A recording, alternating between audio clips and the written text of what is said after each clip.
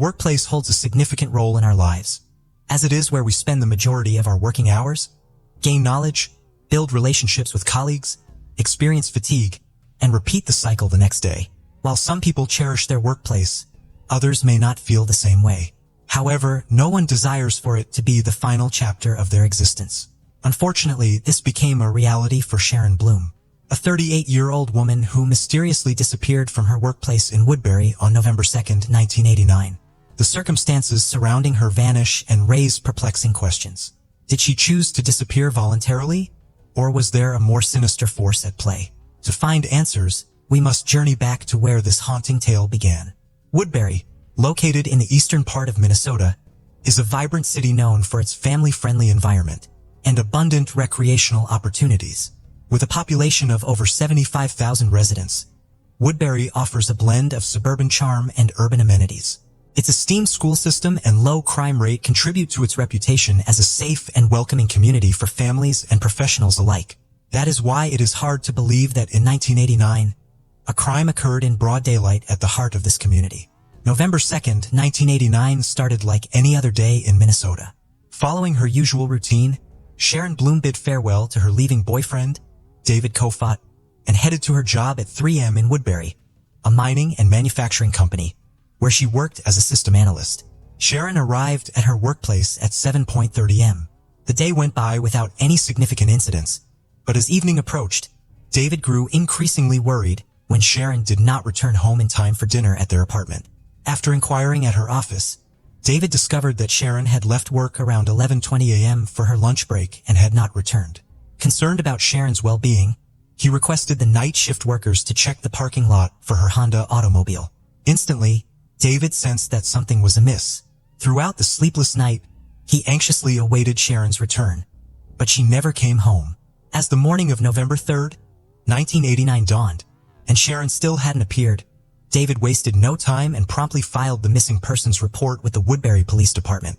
Taking charge of the case, investigator David Hines commenced his investigation with the only clue left behind by Sharon: her car. No evidence was found inside or outside the vehicle, so Hines shifted his focus to the circumstances surrounding Sharon's work environment, which proved to be concerning. In the months leading up to her disappearance, Sharon had been subjected to anonymous hostile pranks at work, including the theft of items from her locked desk. On one occasion, materials she had prepared for an important presentation vanished only to reappear in a different area of her desk after the presentation. 4 sets of keys were stolen from her desk and never recovered. Recently, coffee had been poured on her chair cushion. Sharon confided in her coworkers, expressing genuine fear for her life. Due to this anonymous individual, detectives were well aware that these pranks were not harmless workplace jokes. Someone had deliberately targeted her. The question remained, who and why? Soon enough, detectives obtained a lead when they discovered a crucial detail. On the day Sharon went missing, all her co-workers had returned to the office after lunch, except for Steven Zanter, who, like Sharon, worked as a systems analyst at 3M. This raised red flags and heightened suspicions regarding Zanter's potential involvement in her disappearance. When questioned, Zanter promptly provided an alibi, but there was a problem. His account of that day did not align with the detective's findings. He stated that he left work shortly after 11:00 am and had lunch at a Burger King in Maplewood. On his way back to work around noon, his car suddenly broke down on a busy street. He claimed to have waited for an unknown period of time until an unidentified passing motorist helped him jumpstart his car. Feeling cold, he decided to go home in Eagan, where he took a bath to warm up. At approximately 2 p.m., he called 3M to inform his supervisor that he would not be returning to work that day. Zanter insisted that he spent the rest of the afternoon at his residence. However, the problem arose when there was no one who could verify his statements. Investigators were unable to locate the passing motorist to corroborate his story. In addition to this questionable alibi, there were other factors that raised suspicions about Zanter. Colleagues informed the detectives that Zanter and Sharon had been friends, but Zanter had shown resentment when Sharon received a promotion while he was overlooked for the same opportunity. This brewing workplace jealousy added a motive that investigators could not ignore. Many believed that Steven Zanter was fully capable of making Sharon's work life a nightmare. Given his previous questionable actions, one of his co-workers, Tamara House, shared her troubling experiences with investigators. She recalled that Xanter had lent her a computer manual in either 1986 or 1987, but in 1989, she discovered that the manual was missing from the cabinet above her desk. When she confronted Xanter about it, he admitted to taking it without her consent, leaving House understandably angered by his unauthorized intrusion. 8 days into the investigation, David Hines called for reinforcements and Ray Duprem, an agent with the Minnesota Bureau of Criminal Apprehension, was assigned to the case. After reviewing the case file, Duprem's suspicions also turned towards Xanter. On November 12, 1989, 10 days after Sharon's disappearance, Hines and Duprem conducted an interview at Xander's home, with Xander's wife, Barbara, present as well. During the interview, Xander admitted that he was aware of the pranks played on Sharon and acknowledged that some of his co-workers considered him a suspect, but he denied any involvement. He maintained a consistent story regarding the day of Sharon's disappearance. After approximately 3 to 4 hours into the interview, Ray Duprem received a phone call that would change everything. They learned that Sharon's partially clothed body had been discovered by a farmer in a cornfield located in Rice County, between the cities of Northfield and Faribault, Minnesota. It was a tragic scene, as she had been viciously bludgeoned and showed signs of assault. The absence of struggle at the discovery site indicated that the killer likely murdered her elsewhere and then disposed of her body in the field. The detectives decided to inform Xanter about the discovery to observe his reaction. They were taken aback when Xander displayed intense emotional distress. He expressed a desire that Sharon wouldn't be found, but his wife clarified that he meant he hoped she wouldn't be discovered deceased. Xander's emotional state escalated, and he eventually curled into a fetal position on the floor, sobbing and moaning. Concerned for his well-being, his wife requested the officers to leave. As they were preparing to depart, Xander made a troubling remark, asking if they were going to take him to jail. Detective Hines inquired if there was a specific reason for them to do so, but Xanter didn't provide a direct answer. His peculiar behavior only deepened the detective's suspicions. Although blood and hair samples were collected from Xanter, and arrests could be made due to the lack of direct evidence, the investigation suffered a significant setback when the autopsy results were revealed. Unfortunately, the biological material collected from Sharon Bloom's body did not turn out to be semen as initially suspected. Furthermore, the 2 hair samples found at the dump site did not match Sharon's hair. Although microscopic analysis indicated some similarity to Steven Xander's hair, there is not enough conclusive evidence to link him to the crime. As time went on, the investigation came to a standstill due to a lack of viable leads. However, the potential breakthrough seemed to be on the horizon more than 2 years after Sharon's murder. In February 1992, Agent Duprem interviewed several of Barbara Xanter's co-workers. Joe Sorensen, one of Barbara's colleagues at Woodland Elementary School, recalled that on November 3, 1989, the day after Sharon Bloom disappeared, Barbara seemed distracted at work. She mentioned discovering fresh blood stains on the carpet and walls of her new home from the previous day and sought advice from her co-workers on how to remove them. Barbara explained that her husband had accidentally cut himself, causing the blood trail to extend across the new carpet, the stairs, and into the bathroom on the 2nd floor. Detective Duprem asked Sorensen if she would be willing to record conversations with Barbara, to which she agreed. Joe arranged a meeting with a few co-workers at Barbara's house, and everyone except Barbara was aware that the conversation was being recorded. Sorensen believed that Barbara was in a state of denial about the situation, as she was unwilling to accept the idea that her husband could be capable of murder. Armed with this new information, a search warrant was authorized on March 4, 1992, and the following day, law enforcement conducted a search of Steven Xander's home. The presence of blood throughout the 2nd floor was confirmed through luminal tests. During the search, the police seized a set of keys that were discovered in the bottom drawer of a dresser located in the basement. These keys were definitively identified as belonging to Sharon. In Xanter's briefcase, the police also found numerous explicit photographs, including some featuring women in bathing suits and others depicting women sitting on the toilet. On October 23, 1992, Steven Xanter was indicted by the Rice County Grand Jury for the murder of Sharon Bloom. However, the case was far from resolved. Following a lengthy hearing on August 12, 1993, the trial court suppressed several items obtained during the 3 searches, including the photographs and Bloom's keys. The court ruled that the police only had probable cause to seize the blood evidence, but not the keys and photographs. Furthermore, the source of the blood found in Xanter's home could not be determined, leaving no physical evidence to link him to the murder. Reluctantly, Rice County prosecutors decided not to pursue the charges to avoid the risk of potential acquittal. allowing Xanter to remain a free man. Once again, the case went cold. In the late 1990s, DNA technology advanced rapidly, and by 1999, the introduction of STR-DNA analysis revitalized cold cases. Through this method, DNA traces were identified in cases where they had previously been undetectable. In March 1999, Amory Gross, a forensic scientist at Minnesota's BCA crime lab, conducted further testing on the blood-soaked carpet. This time, the results conclusively matched the blood to Sharon Bloom's DNA. Additionally, hair samples collected from the dump site were found to match Steven Xanter's mitochondrial DNA. Based on the compelling forensic evidence, Steven Xanter was once again charged with murder. This time, realizing that the state had a strong case against him, he chose to plead guilty. In April 2003, after a span of 14 years since Sharon's tragic murder, Steven Xanter, a 47-year-old individual, made a public confession for the very first time. Xanter acknowledged that on November 2, 1989, Sharon had visited his residence, where she confronted him regarding the torment she had endured at her workplace. In a fit of rage, Xanter brutally struck Sharon on the head multiple times with a hammer. Following the heinous act, Xanter concealed her lifeless body in the basement of his home. Later that night, he disposed of her remains in a remote cornfield located in Rice County. The discovery of Sharon's body occurred several days later. However, Xanter claimed to have no recollection of the precise steps he took to clean up the blood-stained crime seen in his home before his wife and daughter returned. Consequently, in June 2003, Steven Xanter, aged 47, received a 25-year prison sentence at Minnesota's Stillwater Penitentiary. Friday, November 25, 2022, Thanksgiving weekend, 6:58 a.m. Riverside, California, a small cul-de-sac in Price Court. It was a quiet morning that Friday.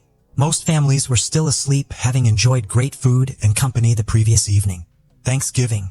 The weekend for most would be more of the same, eating well, relaxing, and spending time together. Just before 7 a.m., a red Kia Soul parks up in the area, and a man wearing a tan-colored trench coat, a black fedora and face mask, carrying a black duffel bag and a plastic bag, gets out. He walks around the area for a while, standing outside a house for a moment, before going back to the car and driving off. He does the same thing twice. One of the neighbors thought it looked so weird. She called the Riverside Police's non-emergency line to report the license plate. But whoever it was hadn't actually done anything, so all they could do was make a note of it. 2 hours later, 9 a.m., Michelle Blandon was just on her way out of the house when she got a call from her mother, Sherry. Sherry was panicked and talking fast. She said that a detective was in the house and wanting to talk to her 15-year-old granddaughter, Michelle's niece. He said something had happened near the school and it was very urgent that he get hold of her. 65-year-old Sherry lived in the home with her husband, 69-year-old Mark, a volunteer high school softball and baseball coach, her daughter, 38-year-old Brooke, and Brooke's 2 young girls. Everyone's minds were racing. Had the teen done something wrong? Was she in trouble? Was he going to take her to the station? Sherry said it was just her and Mark in the house as Brooke had taken her girls out. The officer said he would have to wait until they came home and interview everyone separately. It seemed really serious. Michelle was baffled and worried but reassured her mother it was probably nothing and to try and stay calm. Sherry asked the detective if it was okay for Brooke's other daughter to get dropped off at Michelle's house while they sorted everything out, and he agreed. All everyone could do was wait until the team came home with Brooke. The detective told Sherry that he needed to talk to the adults first, and the teen would have to wait in the car once she got there, along with both hers and Brooke's phones. Michelle's heart started to beat fast, and the anxious feeling she had was growing. None of this felt right or normal, not even close. Michelle knew her mom wouldn't have opened the door for anyone, let alone let someone in. He was an officer, he had a badge and the authority to go in, and everything would be fine. A few minutes later, Brooke arrived at her house to drop off her niece, and Michelle watched as Brooke and her 15-year-old daughter drove off to Price Court. Michelle called Sherry back and said they were on their way over, and asked if everything was okay. Sherry's voice was shaky and she was fighting back tears. She said the detective was still in the house, but before she could say anything else, he took the phone off her. Calming and reassuring, he said, "I'm here with your mom.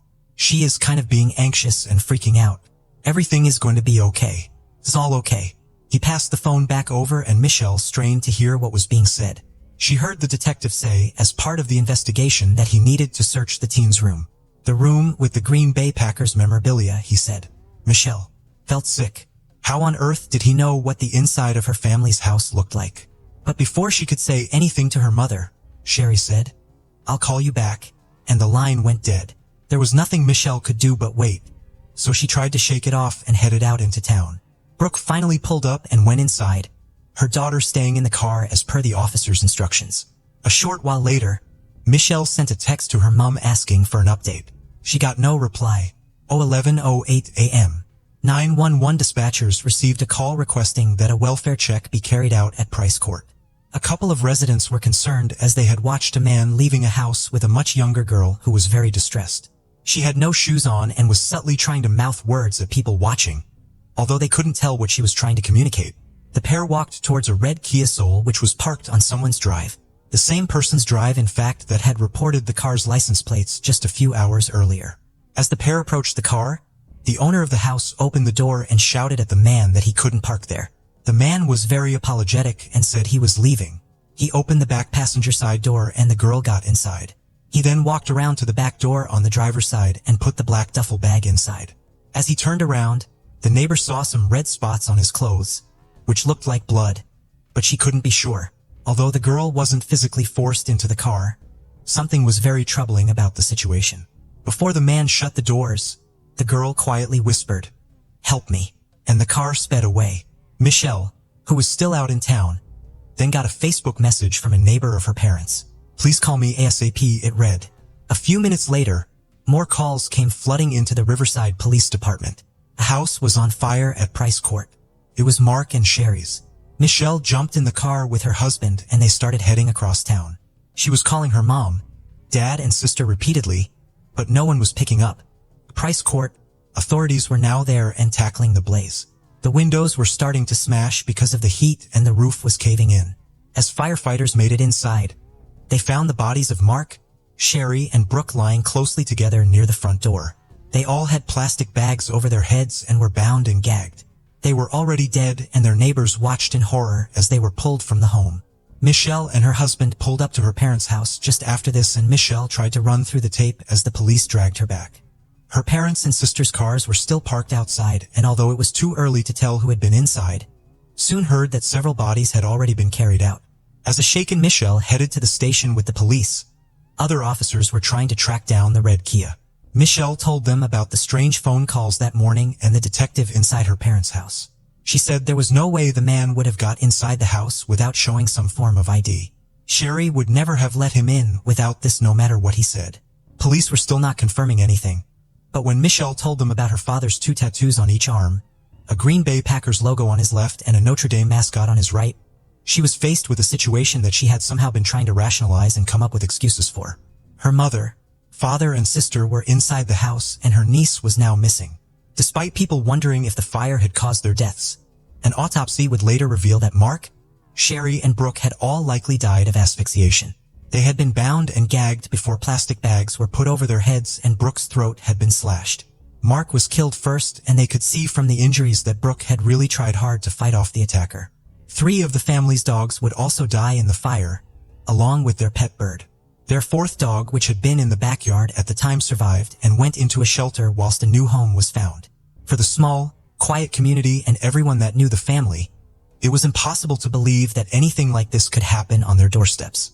Around the same time all of this was going on, over 2,000 miles away in Virginia, a woman was filing a missing persons report. Her boyfriend of 5 years had taken off and now she couldn't get hold of him. The couple had been celebrating Thanksgiving together in San Diego for a few days with her parents when he suddenly started packing to leave. He said he had run out of vacation time and needed to drive back to Virginia where he had just purchased a house. But the drive would take over a day and this hadn't been their plan. Little did she know he hadn't set off to Virginia.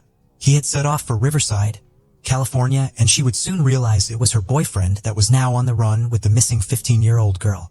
Using the license plate the neighborhood had previously given them, police in Riverside were finally able to track down the red Kia as it was heading into Kelso, an unincorporated area of San Bernardino County, on a totally empty and rural road far away from anything.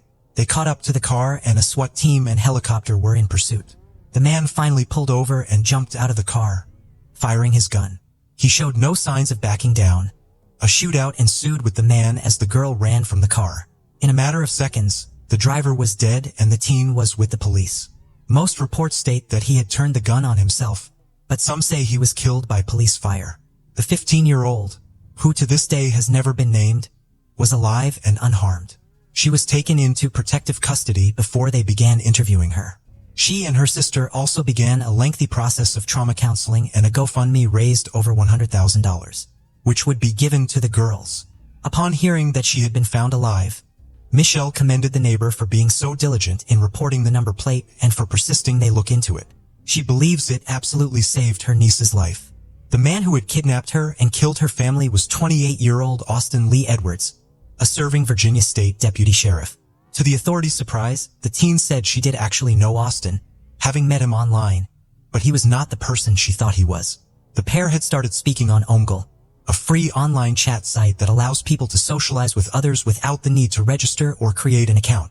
The site randomly pairs users in one-on-one chat sessions where they talk anonymously using the names you and stranger. She had been honest about her age, but Austin had told her that he was 17.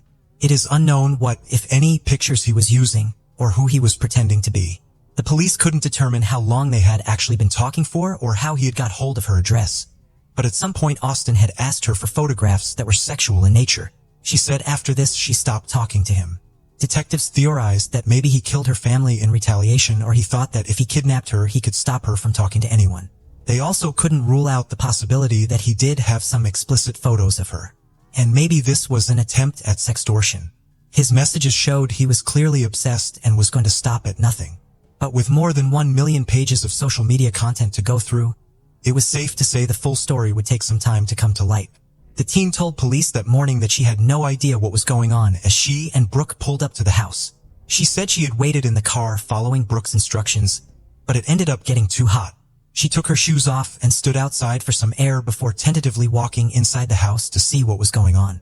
As soon as she went through the door, the first thing she saw was her grandmother Sherry with a bag over her head and her hands tied. She was still moving slightly. Before she had time to process anything, Austin appeared and pointed a gun at her and ordered that she leave with him. It is unknown where he was driving her or what, if any, conversations took place in his car. And Austin was now dead and couldn't answer for himself. So who was he and what did they know about him?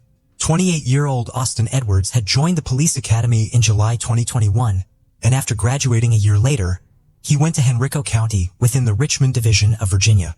He resigned from the department after a couple of months, but no reason could be given for him leaving as it was not in his personnel file. A month after leaving, Austin was still associated with the Washington County Sheriff's Office and stepped into the Patrol Division as a Virginia State Deputy Sheriff. Little under 2 weeks before he drove to California, in a small town of less than 2,000 people, Austin had purchased a new home. Neighbors said he was friendly and they felt safe around him, knowing he was a police officer, feeling a certain level of protection from him. Austin spent a lot of time blacking out all the windows in his home, but less than 10 days after moving in, Austin Lee Edwards, the Winnicks and their pets would all be dead in another state. As the investigation was unraveling, over in Washington one woman was scrolling aimlessly on Instagram when she landed on a picture that made her freeze. It was a photo of Austin. Not only was the story his face was attached to horrific, she had her own story from years ago. She had met Austin on Omega 2. He was 20, she just 13, and he had groomed, stalked, and harassed her for years. She almost threw up when she saw him. I read the whole story and it made me feel disgusting, she said. Seeing everything that had happened to the Winnick family over in California, the now 21-year-old took her story to the police and was able to offer up almost 4,000 messages between the pair from years ago. Austin had started off sweet and chatty, and she told him right away that she was 13, but this did not deter him from talking to her. He soon started asking for nude photographs and told her he loved her. He often spoke about hurting himself as a way of release. On one occasion, he insisted she join him on Skype. "I can't yet," she told him. "Why's that?" He replied, "Because my mom," she said. "Kill her. I'ma give myself a black eye, okay?" He replied, "Listen, there's no obstacle that's gonna stop us from being together if that's what we both want. It doesn't even matter if you're 14 and not technically allowed to do shit yet," he said. She eventually cut ties with him, but this didn't stop him trying to get hold of her. Another thing that the messages brought to light was something serious that had happened in 2016. 2 weeks after the teen had told him she didn't want to talk to him, Austin had been detained for psychiatric evaluation after threatening to take his own life and kill his father. Police had been called to the home by Austin's dad, Christopher. They found him trying to restrain Austin on the kitchen floor, which was covered in blood, and Christopher had bite marks all over his arms.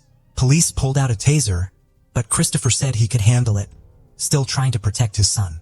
Eventually, Austin was handcuffed, strapped to a stretcher, and checked into a hospital. He said he had had an argument with his girlfriend and was lashing out, his girlfriend being the 14-year-old who was trying to get away from him. Despite blocking him on every account, he made new ones and always found a way to reach her. The harassment went on for years until she was 18, when it all abruptly stopped.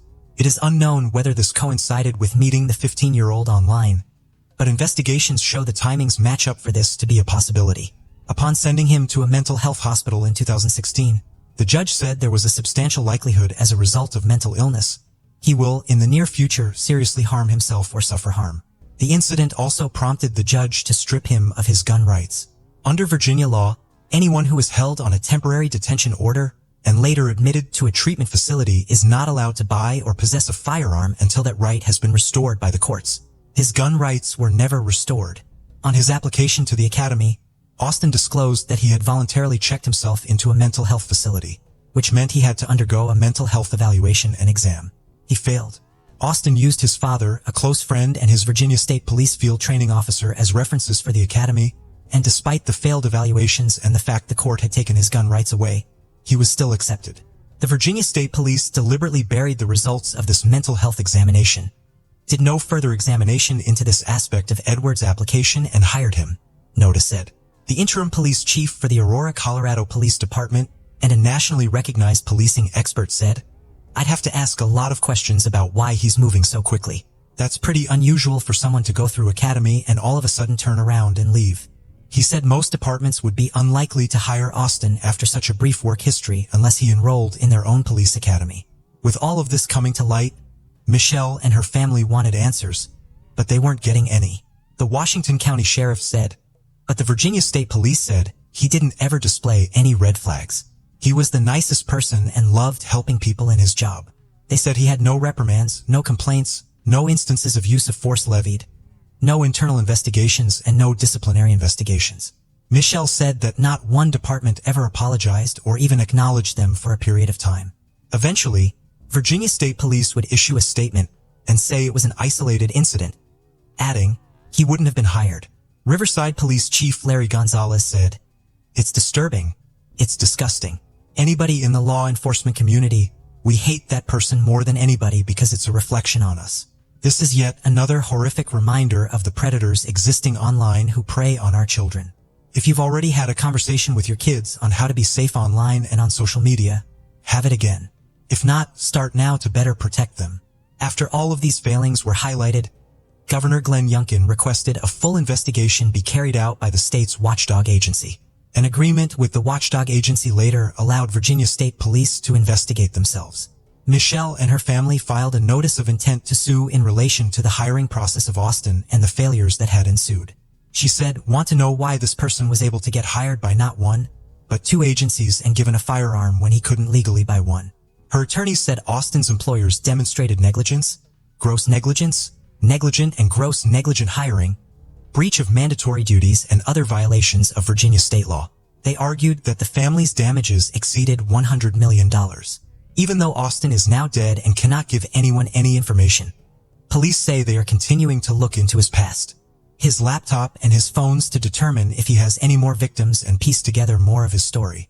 But with so many pages of messages from only 2 people so far, police say they could be unraveling things for years and might never know the full truth. Mark, Sherry, and Brooke, along with their beloved pets, died in the most frightening of ways, terrified and trying to protect each other. Michelle said they all lived and loved selflessly.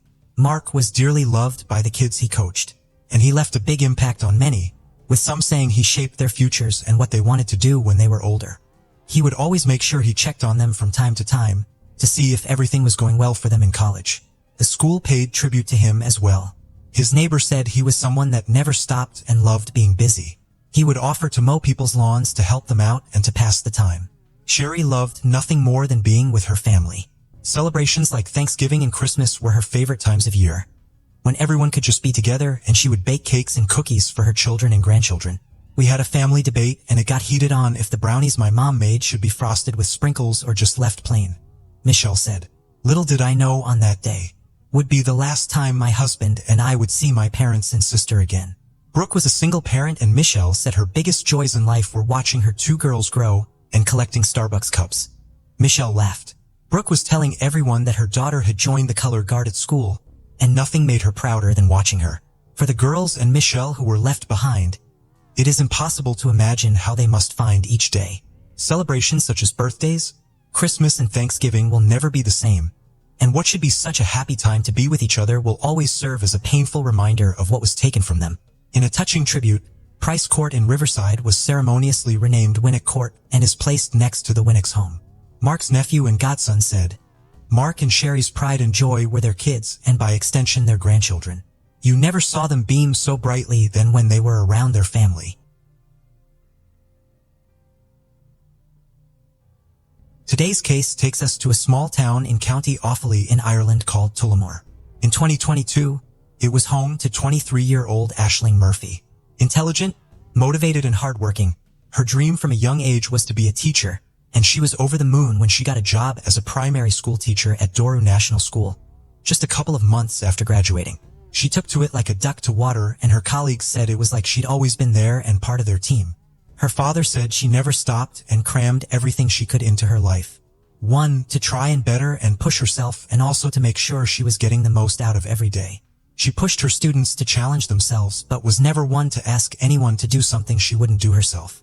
She even bought a set of ull and pipes, one of the most difficult instruments to learn, but she was determined to prove to herself that she could do it if she put her mind to it. Music and the creative arts was a big passion for her in general and always had been. She had taken after her musical mother Kathleen, and in school she had been in the choir, the orchestra, the Camogie team, and the traditional music group, but playing the fiddle had stuck with her since she was little. She was eventually in the top 5% of fiddle players in the country and had played at the Tullamore Tradfest Traditional Music Festival as well. Aisling was a family girl through and through and would always make time for dinner and drinks with her dad Ray, mother Kathleen, sister Amy, and brother Cole. She was also in a great relationship with her partner Ryan. The pair had first met each other at a disco when they were 15. They had dated for a couple of years, but they were very young and went their separate ways. They did keep in contact though, and a couple of years later they reconnected and were inseparable from that point on. They had started making plans to build their dream house together, get married, and start a family. Ryan said she had the most comforting smile and infectious laugh, and no matter how low you felt, she could always pick you up. On January 10th, 2022, Aisling went to Ryan and his family's house to drop some groceries off at the door. They were all isolating as there was COVID in the home, and Ryan said he really wanted to give her a hug, but they just said hi and bye at the door, knowing they would be seeing each other properly in 10 days' time to go on a trip together. 2 days later, Aisling finished teaching as usual and got ready to go for a jog. She worked out whenever she had time, and a quick run down by the canal to clear her head was a normal thing for her to do. Before she left, she told her mom where she was going, but Kathleen was worried, saying she should jog somewhere else. She hugged her mom and said, Mom, I'm 23 years old. Love you," before heading out the door. She was soon out and jogging down by the Grand Canal, a lovely area for some peace and quiet where you can often find people working out and walking their dogs. At 3.15 on Fiona's Way, a walkway named after a missing woman called Fiona Pender, 2 women were also jogging down by the bank and saw and heard something odd. They noticed a bicycle on the side, and then heard what sounded like a woman crying from the wooded area next to the pathway. They thought she had fallen off her bike and was hurt, so went to go and help. They saw a man cowering over her and pinning her down. A small necklace hung around the woman's neck. The name on it was Aisling. The man heard them, turned around, and through gritted teeth and snarling, told them to go away. The jogger said the woman was moving every part of her body, twisting and turning, trying to get away, but she wasn't making a sound anymore. Neither woman had a phone on them, and there was no one else around. So they both shouted at him that they would call the Gardaí, and then ran to the nearest house to get help. Authorities were soon there and found Aisling Murphy, lying there motionless. Her attacker was long gone. Despite the best efforts of the paramedics, Aisling died at the scene. She had been strangled and stabbed 11 times in the neck, dying of blood loss. Her keys were close to her, and it was clear she had tried to fight off her killer using them. Experts said Aisling had clearly fought so incredibly hard to get away and tried everything she could until the very end. The joggers had given a description of the man as best they could. His jacket was distinctive, a navy padded bomber jacket with unique stitching on the back. The bicycle that was near the scene, believed to have been his, was a Falcon Storm mountain bike, with straight handlebars and green on the frame. A number of people who were in the area around that time contacted the authorities, but there was nothing concrete. Accessing the data on her Fitbit, they were able to get a clearer timeline to try and narrow things down. Her workout had started at 2:51 p.m. 30 minutes later, it tracked erratic movements. Just a couple of minutes later, at 3:31 p.m., her Fitbit was no longer recording her heartbeat. The Gardaí issued a statement announcing that they believed they were only looking for one person, and they felt confident that whoever this was totally random and not known to Aisling. They said he would probably have wounds, cuts, or bruising on him given the way Aisling had fought back and used her keys. The detectives would get a lead based off of the descriptions, and just a few hours after Aisling was found they made an arrest of a 40-year-old man, but he was soon released without charge. The man was taken to safe accommodation when his name and pictures were shared on social media, resulting in him receiving death threats. Even though he was innocent, Aisling's case was huge and everyone was talking about it and trying to help and offer support. It was soon on every news station and flooding social media, both in Ireland and abroad. As always, when crimes like these happen, ones that receive such media attention, people are quick to give their opinions online. And sadly in this case, many seemed focused on the fact that she was out for a run in a slightly secluded area. Activist Laura Bates wrote an emotional response to this, pointing out that focusing on this is a complicated form of victim blaming. I understand why people are posting she was going for a run. I get why she was just walking home and she did all the right things trended after Sarah Everard died. She posted in part, I know it comes from a place of grief and rage, but it doesn't matter what they were doing. We say she was just doing this or she was just doing that. It suggests that the case wouldn't have been quite so awful or tragic if she had been doing something else. It had now been 48 hours since Aisling was killed and many a vigil was being held all over, including ones held by big political names across the country. Thousands and thousands of people were turning out for them. The principal of the school she taught at said everyone was so shaken by what had happened. It's very, very hard to think that she was here in school yesterday as a teacher and teaching her first-class students, and today they have come in with little tears in their eyes and their teacher not there. On January the 14th, 100 people stood outside the Irish Parliament in Dublin for Aisling, and by 4 p.m., the number had grown to 1,000 and soon the KSHOC, the Republic of Ireland's Prime Minister at the time, Michael Martin, and the future leader Leo Varadkar would be there too. Leo Varadkar said the murder of Aisling had united the nation in solidarity and revulsion. The investigation was moving quickly, although the Gardaí were keeping their cards close to their chests. On January the 17th, they said that significant progress had been made, as although they didn't announce this to the public, they had actually received a troubling email which read in part, to who it may concern, I am the person responsible for Aisling's murder. I am so sorry. The email was sent at 10:44 p.m. and detectives quickly managed to identify where it had come from. They tracked down the person the account had belonged to.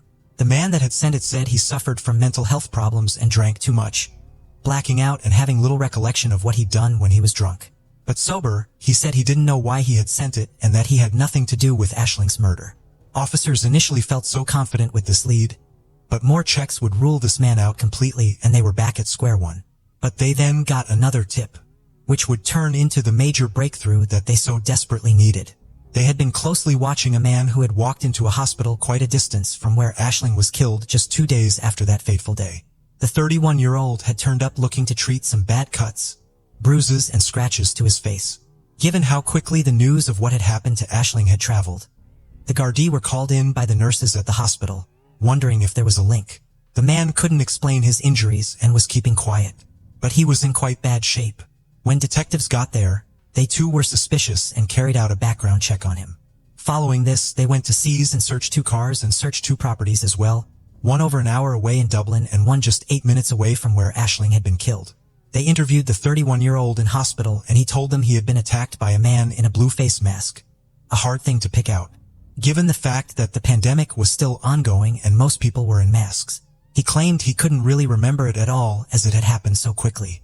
Detectives weren't convinced and showed him a picture of Aisling. He said he had never seen her before, not even on the news. I look at the news but don't speak English, can't understand it, he said. They knew there was more to the story but left him to stew over what they had said, ready to come back and talk to him later. a short time after he spoke to the detectives again. This time he told them the man that had attacked him also attacked Aisling, as they were all on the same path. He claimed he had tried to save Aisling and not hurt her. But then his story changed again. He suddenly blurted out, "I did it, I murdered, I am the murderer." He was immediately cautioned and was told he did not need to say anything else. But he couldn't stop talking. He said, "I'm sorry. I see girl I never see before. Knife I use for chain. When she passed I cut her neck. She panicked, I panicked." He then started crying and asked, "Will I go for 10 years? He pointed to his stomach, which had 3 puncture wounds likely inflicted by Aisling's keys. He gave a DNA sample and sure enough, the DNA from under Aisling's fingernails was a match to him. As detectives continued to piece things together, on January 18th hundreds of people gathered for Aisling's funeral. It was attended by the then Patriarch McCall Martin, President Michael D. Higgins and his wife Sabina, and Minister for Justice Helen McKenzie.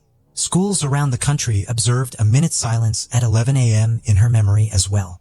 Her young students would also pay tribute to the 23-year-old, lining up holding pictures of Aisling as the funeral procession came past. Ryan was beside himself and he gave a huge speech on behalf of his and Aisling's families. He said, "Is the greatest love of my life. I will cherish the last 5 years we spent together my entire life.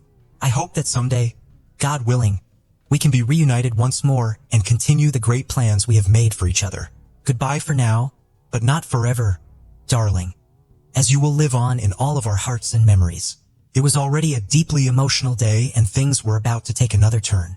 This was also the day that the Gardaí announced the man they had been closely monitoring in hospital had been arrested and charged with Aisling's murder, who would finally identify him as Joseph Puška. He was a builder and had moved over to Ireland from Slovakia in 2015, living in Tullamore with his wife and 5 children. That evening he appeared in Tullamore District Court and the outside was packed with members of the public and media. The Gardaí received more information about Joseph's actions in the hours before he killed Aisling, and it was truly shocking. Anne-Marie Kelly first saw Joseph on his bike. She had stepped aside to let him past, and he went past really slowly, staring at her in a menacing way, a way that had really unsettled her. Anne-Marie then saw Joseph again at the canal. This time he was walking behind her and pushing his bike. She could feel him staring at her and picked up her pace. Fortunately, she spotted a man in a van pull up and jogged over towards him. Joseph quickly took off. He also followed 3 other women that day, even being caught on camera a few times. After this, he would find Aisling. Authorities believe he was absolutely on a mission to hurt or kill someone. They also described him as a phantom individual, someone that had never been on their radar for any reason until this point. Despite his own confession, he entered a plea of not guilty, stating that he couldn't remember admitting to anything in the hospital. He was now back to the story where he alleged he was trying to save Aisling's life from another man. As he sat in custody, the investigation continued. On the 13th of June 2023, 5 other people were arrested and charged with withholding information or impeding an arrest in relation to Aisling's case. Marek Puška, Lubomir Puška and Lucy Ristikov were charged with withholding information and Josefina Gruntsova and Vera Gaziova were accused of impeding the apprehension or prosecution of an alleged offender. By the time his trial started on October 17, 2023, the prosecution had CCTV, DNA, and witness evidence, as well as his own confession. His defense team were still running with the story that he had been attacked by a man, hence his injuries, and after the man had attacked him, he had killed Aisling before running away. They said the 2 women jogging had actually seen Joseph trying to stop the bleeding, not that he had been hurting her. The prosecution called his lies foul and contemptible. They said the fact he was trying to play some sort of good Samaritan was disgusting. The only victim was Aisling. On the 9th of November 2023, after just 2 hours of deliberations, he was unanimously found guilty of murder. As the verdict was read out, he sat in silence, putting his hands over his face. Judge Mr. Justice Tony Hunt did not hold back in his statements after. He told the jury, "We have evil in this room. There is no doubt about that. There will be a day of reckoning for Puška." He said that he agreed with the jury's decision and was glad that they didn't spend any more time than they needed to on what he called Joseph's nonsense. He acknowledged that this was no reflection of his legal team, however, saying what they had in their hands was poor stuff indeed. He described what happened to Aisling as enough to make you physically ill, and given what the jury had to sit through, he exempted them from jury service for 20 years. As the jury left the room, everyone erupted into applause. Friday the 17th of November 2023 was the day of Joseph's sentencing. Mr. Justice Tony Hunt told Joseph that there was only one sentence to hand down, which he said was richly deserved.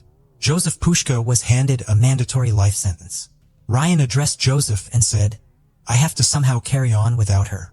You smirked, you smiled, and you showed no remorse, which sums up the kind of person you are, the epitome of pure evil.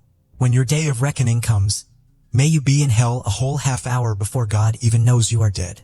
Joseph did not make eye contact with anyone who spoke, including the judge. Mr. Justice Tony Hunt said that if he had the power, a whole life order would have been considered in this case. He said that before Joseph could be considered for release, the person making that decision would have to take into account that we still don't know why he murdered Aisling.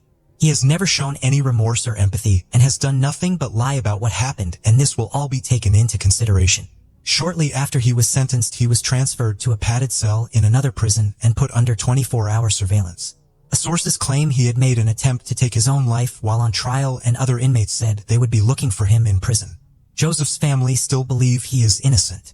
It is clear to see how much Aisling meant to so many people and how much her death had outraged not just her small community but Ireland as a whole.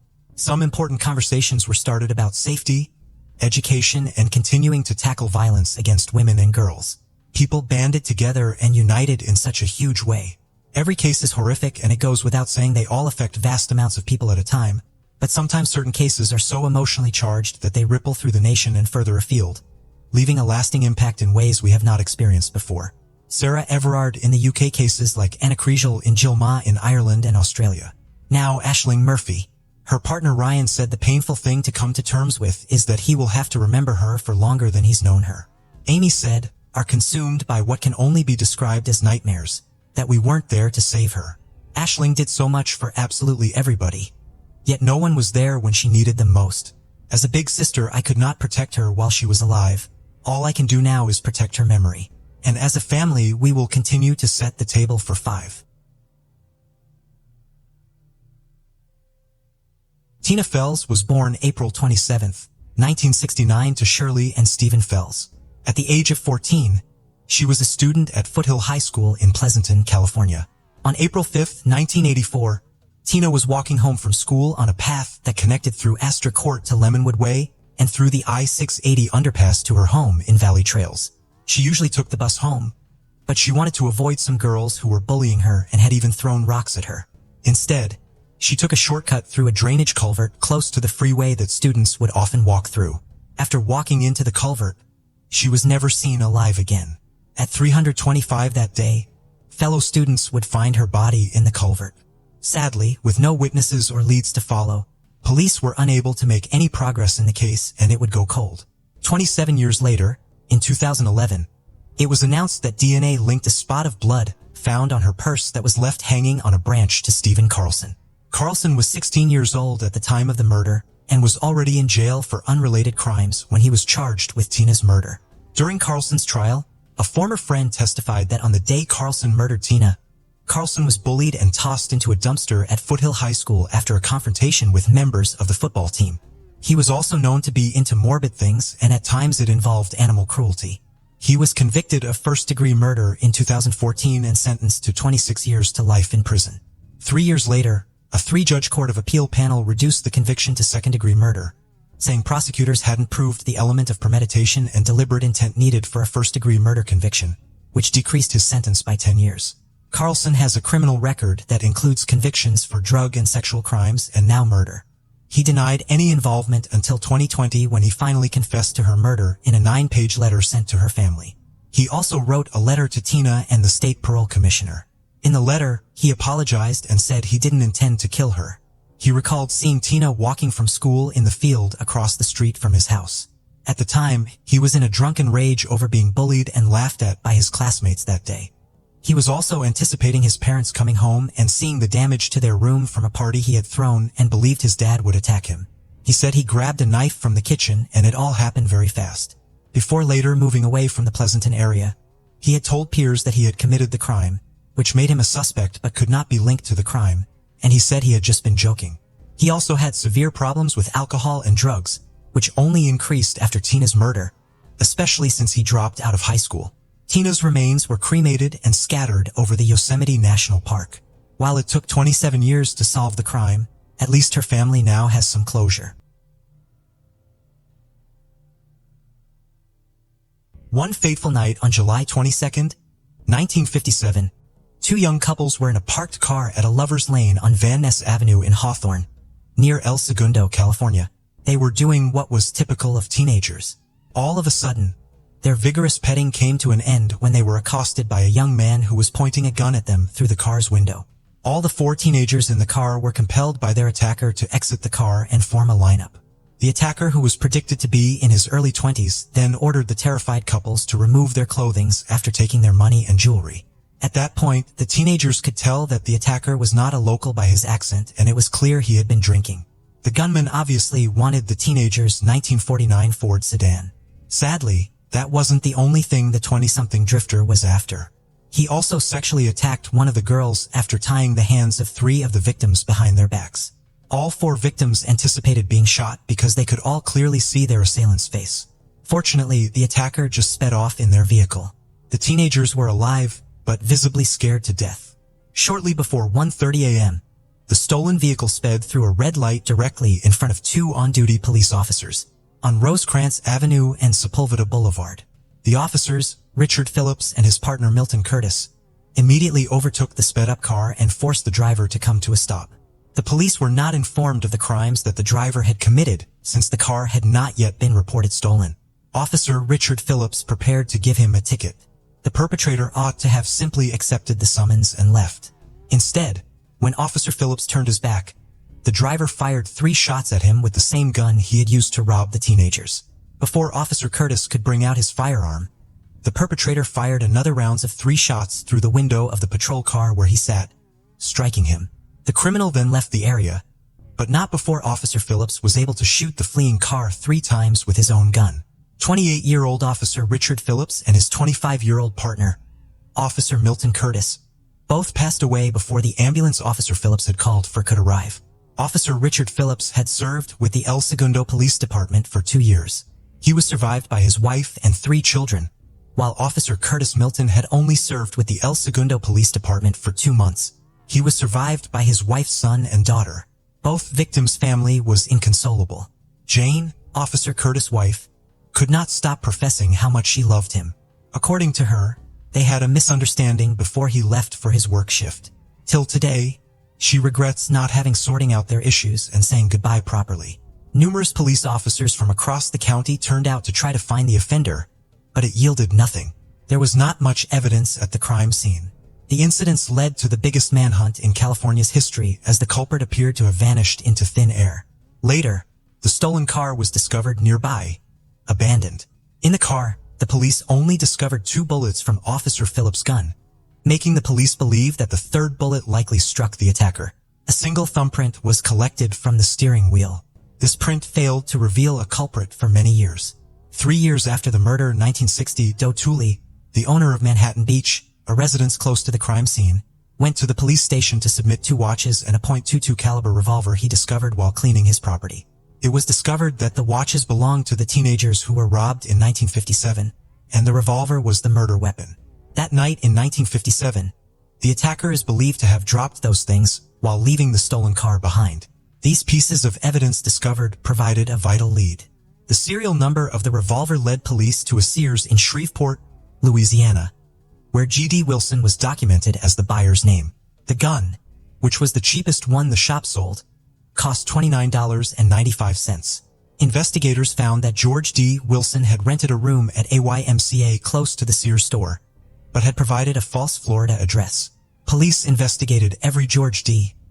Wilson they could find for years, but nothing came up. Many years later, in 2002, a certain woman reported to the El Segundo police that her dead uncle had once boasted of killing 2 police officers. Although the claim was a dead end, it reignited interest in the police officer's cold case. The fingerprint from the teenager's car in 1957 was examined by investigators using the recently released automated fingerprint identification system. Surprisingly, there was a match to a man named Gerald Fighton Mason, who was found guilty of burglary in Colombia in 1956. Due to that incident, he had to serve a 1-year term in prison. In addition to matching fingerprints, the evidence also included identical handwriting, which connected him to the murder weapon he used to kill the police officers in 1957. Handwriting analyst Paul Edholm determined that the signatures he had on the IMCA receipt and Sears documents in 1957 were identical to the handwriting on his 1999 South Carolina driver's license application and on a bill of sale for a car. It hadn't changed at all. This was another glaring evidence for the investigators to get to the root of the matter. After the murders, Gerald Mason was a law-abiding citizen for 45 years, never receiving even a parking ticket. He was a wealthy retiree. He was married, had 2 daughters and 6 grandchildren. He lived quietly in a suburban area with his family. He owned 2 gas stations. Friends and neighbors regarded him as being amiable and helpful, without even the slightest regret for the officer's family, who had lost their loved one so long ago. Gerald Mason was able to enjoy a long and successful life. In the long run, friends and relatives were horrified to learn that he had committed such a heinous murder.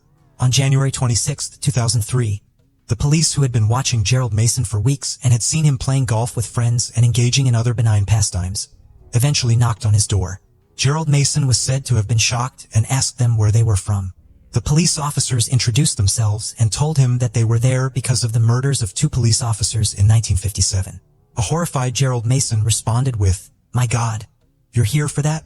That happened so long ago. I can't believe you're here bothering me with that." Gerald Mason's scar from a bullet graze wound caused by a gunshot fired by Officer Phillips in 1957 was used to further identify him as the culprit after his arrest. Following Mason's arrest that January, officers executed a search warrant at his Columbia house and discovered another unique 9-shot .22 revolver similar to the murder weapon. Investigators also discovered 3 witnesses who recognized Gerald Mason as the man they had seen the night of the murders based on a photograph taken in 1956. Due to the overwhelming amount of evidence, Gerald Mason confessed to the cops that he had been drinking when he came upon the teenagers. Then, in an effort to hide the rape, robbery, and car theft, he shot both police officers. "I really don't have an explanation for why this happened. I wish I did," Gerald Mason said. When asked about the teenager he had raped, Gerald Mason said he no longer remembered the reason why he had raped the 15-year-old girl. Following his arrest, Jerry Mason Whitaker, Gerald Mason's daughter, said in an interview, "There really aren't words to describe the range of emotions we've gone through. I could not have had a better father." Gerald Mason professed his regrets to the families of Officers Phillips and Curtis during his sentence hearing. "It's impossible to express to so many people how sorry I am. I do not understand why I did this. It does not fit in my life. It is not the person I know. I detest these crimes," he said. The surviving families of the victims did not feel any iota of sympathy for Gerald Mason as they pour out their pains in court. "Your cowardly act shattered our lives forever. You caused our mother to become a widow with 3 babies to raise alone," said Carolyn Phillips, Officer Richard Phillips' daughter. The other slain officer's son, Keith Curtis, claimed outside of court that Gerald Mason's in-court apology had not touched him. "Mr. Mason is sorry now, and we heard his apology speech. He wasn't sorry for 45 years, and the only reason we're hearing that apology now is because he got caught," Keith Curtis said. Gerald Mason was given 2 consecutive life sentences with a minimum of 7 years after entering a guilty plea. As part of the agreement, the rape, robbery, and grand theft charges were dropped, sparing Mason's family from hearing about how he had raped a teenage girl, as well as the living victims from having to testify. Gerald Mason's application for parole was denied in 2009. He won't have to appear in front of the panel again for a maximum of 15 years until March 2024, when he will be 90 years old. Prosecutors in California were adamant that he would never be freed. His plea agreement allowed him to serve his prison term close to his family. Thus, he was detained in South Carolina. However, on January 22, 2017, 9 days before his 83rd birthday, Mason passed away in prison. He had served 14 years behind bars. His next parole hearing was 7 years away. On June 1, 2011, the Waller family's life took a turn. A woman named Jackie contacted her sister Cheryl, informing her that she was going to pick up her children from her ex-husband Clay. Jackie planned to return home later that day. However, she never came back, nor did she make any further contact. Worried and unable to reach Jackie, Cheryl became increasingly anxious. By around 7 p.m., Cheryl decided to drive to the police station. Here, she made a startling statement, claimed that Clay Waller had killed her sister. The police officers found this accusation shocking, since Jackie had only called a few hours earlier, and there hadn't been any immediate cause for concern or reason to believe she was in danger at that time. Despite the unusual nature of Cheryl's assertion, it eventually became apparent that her instincts were correct. Jackie was indeed entangled in a troubling situation. So what exactly happened to Jackie? And why was Cheryl so convinced her sister had been murdered by her ex-husband even before Jackie was declared missing? Jackie was known for being sweet, kind, and caring. When she met Clay, there was an instant connection between them. Clay had a speech impediment that had subjected him to ridicule by others. This made him feel awkward and uncomfortable in social situations. However, unlike others, Jackie didn't ridicule him. Instead, she defended him and ensured he wasn't hurt by people's unkind remarks. Jackie's nature was all about protecting the vulnerable, fighting injustice, and helping everyone around her. It wasn't long before their bond grew stronger and they got married. At the time of their marriage, both were about 30 years old and aspired to have a large family. They bought a small house in Sanguine View, Missouri, where Jackie began creating a family nest. She had a successful career. Unfortunately, the same couldn't be said about Clay. His life consisted of numerous failures and he struggled with holding down any job for long periods. As a result, Jackie became the primary breadwinner of the family. She always dreamed of having children, but faced challenges in conceiving naturally. Determined to become a mother though, she underwent fertility treatments, commonly referred to as ECO. So when Jackie discovered she was pregnant, with triplets no less, her joy knew no bounds. The family included 2 girls, Abai and Addison, plus 1 boy, Maddox. It was incredibly challenging for the woman to care for 3 children at once. Nonetheless, she did not complain. She continued to shoulder all responsibilities by herself without relying on her husband. He seemed uninterested in the children. At that time, took a job with the sheriff's office to support the family while his wife cared for the children. However, he didn't stay long. He was fired after a year. Only Jackie's parents and sister provided assistance with the children, allowing her some respite. When Clay lost his job, Jackie took on work to support the entire family.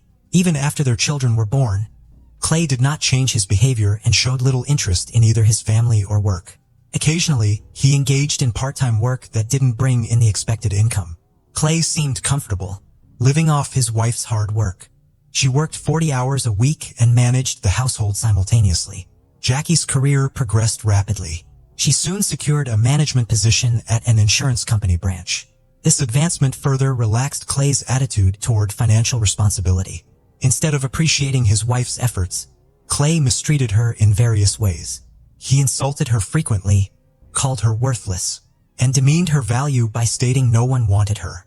His infidelities and abusive actions caused significant distress. Jackie's parents and sister were deeply troubled by Clay's behavior and urged her to divorce him. However, Jackie was reluctant to take such a drastic step at that time and tried to salvage their marriage. Every day brought diminishing hope that their relationship could be saved. Over the next few years, financial difficulties compounded their problems. Because Clay was not working while Jackie's salary could no longer cover all expenses for their large family. Mounting mortgage debts led to their house being foreclosed upon. The woman decided it was time to move in with sister, seizing upon the opportunity. Her husband then relocated to a friend's place. At this point, their children were a bit older. Jackie faced the tough, yet necessary choice to file for divorce. She believed she and her kids deserved a better life. When Jackie brought this up with her husband, Clay seemed calm initially. However, he soon changed his stance and refused the divorce. His threats started subtly, but gradually escalated into direct threats against her life. He warned that divorcing him would be like signing a death warrant for herself and their children. These threats terrified Jackie, yet she remained resolute. Living under such conditions was no longer an option for her. So she sought ways to end her marriage with Clay. She turned to her family, sharing the troubling behaviors of her husband, and began keeping a diary to document his actions. Jackie also noticed that Clay was stalking her. For the sake of safety, she and her children moved in with her sister during this period. Her kids were only 5 years old and didn't understand the situation fully. Nonetheless, Jackie explained that their current living arrangement was crucial. Time passed, and things began to stabilize as the divorce process neared its conclusion. It appeared that Clay had come to terms with their separation and ceased his harassment towards Jackie. They even started forming new relationships on the side. Jackie allowed Clay visitation rights with their children. and disputes between them reduced significantly. On June 1st, 2011, Clay and Jackie agreed to meet at the attorney's office to finalize the last aspects of their divorce. On that day, their son, Maddox, was visiting his father while Jackie's other children stayed with Cheryl, Jackie's sister. After the meeting at the attorney's office, Jackie planned to pick up Maddox from Clay's house before heading back to Cheryl's place. Leaving the office, Jackie telephoned her sister Cheryl to report that everything had gone smoothly and mentioned she was on her way to collect Maddox from Clay's residence before returning home. That conversation would be their last. Jackie gradually lost touch. As time passed, her sister became increasingly anxious and started calling Jackie, but there was no answer. She then tried calling Clay, but he didn't respond either. Cheryl began to suspect that Clay had done something to Jackie. She sent him a text message. "If I don't hear from Jackie in 5 minutes, I'm going to the police." Almost immediately called back asking what was wrong. Cheryl responded firmly, stating that she believed he knew exactly what was happening. Clay asserted he didn't know where Jackie was and mentioned he would instruct her to call Cheryl when he saw her. However, Cheryl wasn't convinced. She took her sister's children to their parents' house and filed a police report personally. Despite initial skepticism about Clay's involvement in Jackie's disappearance, the detectives took her concerns seriously. They didn't make her wait for 24 hours before investigating further. Instead, they pried to contact Jackie's ex-husband for any leads on her whereabouts. When questioned, 41-year-old Clay informed them that he had lunch with Jackie. They subsequently went to the attorney's office to discuss some aspects of their divorce, and then drove together to his house for further discussions. He claimed that after chatting for a while, he left for the store. Upon his return, Jackie's car was gone. He assumed she had departed. Clay added that his son, Maddox, was in Illinois with his new girlfriend at the time, and insisted Jackie was aware of it. According to him, Jackie wasn't there for her son, but merely to talk about other matters with Clay. However, Cheryl found his statements implausible and inconsistent with what she knew. Jackie made it known that her visit to Clay's house was solely for seeing her son. She had no intention of discussing anything else with him, especially given that she wouldn't have allowed her son to be far away with another woman. Noting these discrepancies, Cheryl managed to convince the investigators that Clay's account lacked credibility and suggested he might be concealing crucial information about Jackie's disappearance. In light of this new perspective provided by Cheryl, investigators were now treating the case more urgently as both the missing person and her car remained unaccounted for. A comprehensive search was launched for Jackie a few hours after her disappearance. Investigators heard her Honda Pilot on an interstate highway with a flat tire, but there were no signs of an accident. The tire appeared punctured intentionally, making the scene look staged. The car was open and empty, with a few blood stains on the back seat, but no other clues indicating her whereabouts. These disturbing details hinted at a possible attack and kidnapping. The search effort for Jackie was concentrated in the vicinity where her car was found. Numerous volunteers, including police officers, rescue squads with dogs, and family members participated in the search.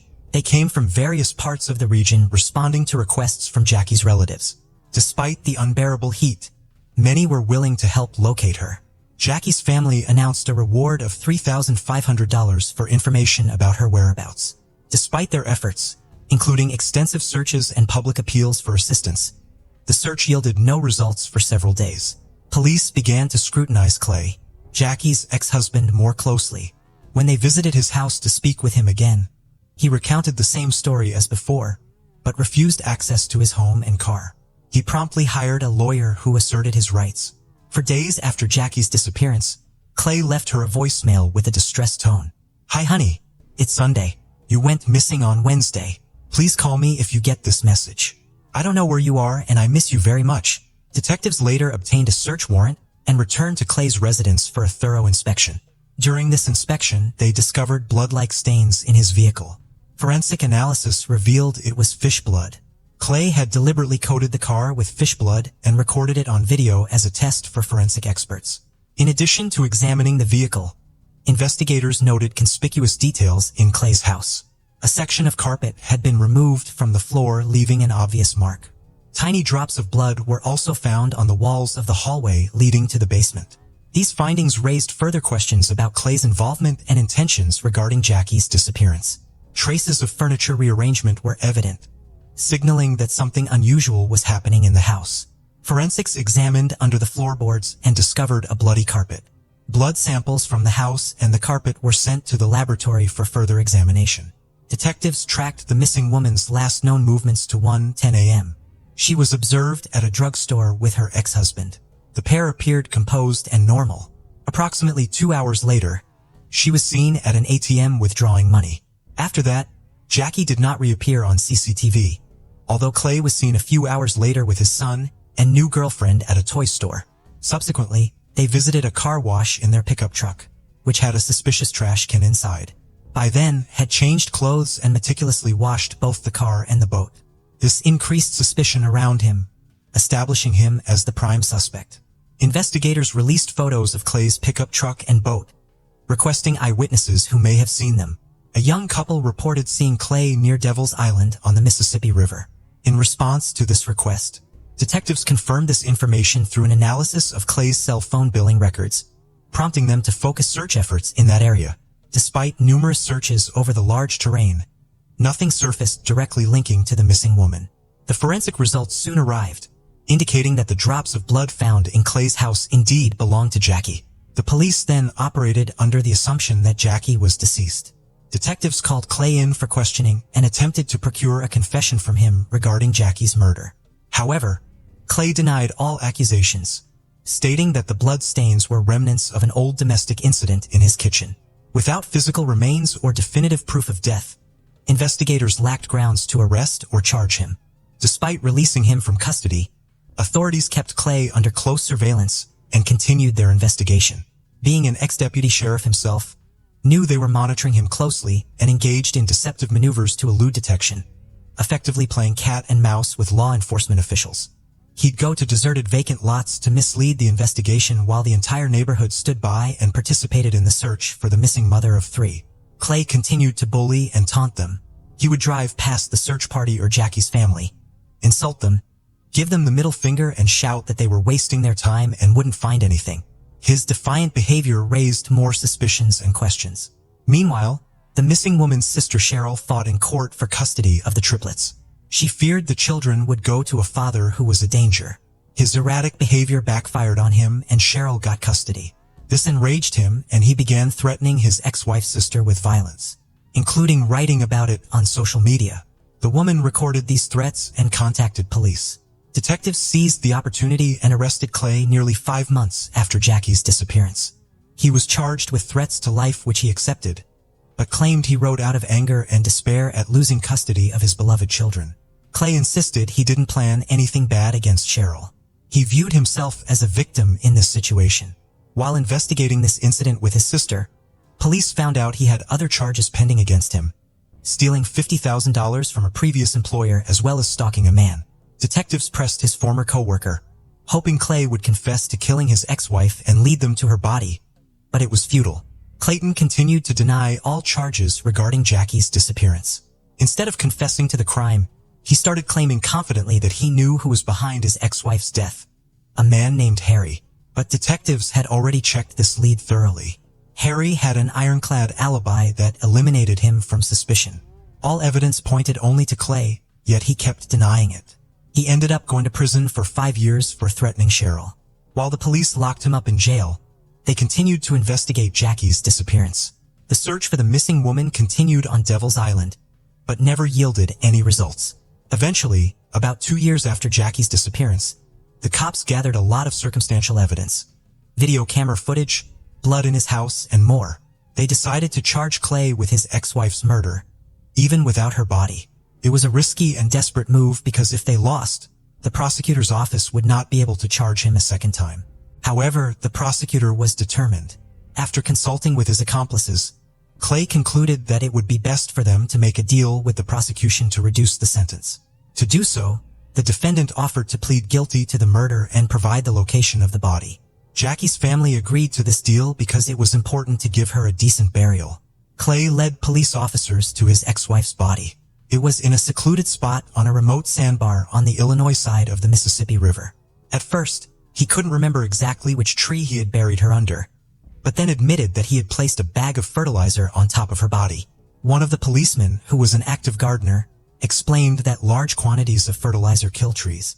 They looked around and found 3 dead trees that were of interest to them. They excavated there, and under one of the trees they did find Jackie's body wearing the same clothes she had last been seen in. The woman was identified from dental records as Jackie Waller. Finally, Jackie's loved ones recognized that she was definitely dead and found her body. Then they were able to commit her to the ground. The woman's funeral was held on her parents' golden wedding day. Cheryl told their children that their mom was gone and she had been killed by their father. This event was a great shock to the children because they lost both their mother and father at once. The children developed a deep aversion to and refused to communicate with him henceforth. As part of the agreement, Clay had to officially confess to the murder of his ex-wife and provide specific details. He explained that the initial thoughts of murder began to surface about a year before the tragic event, when Jackie announced their separation.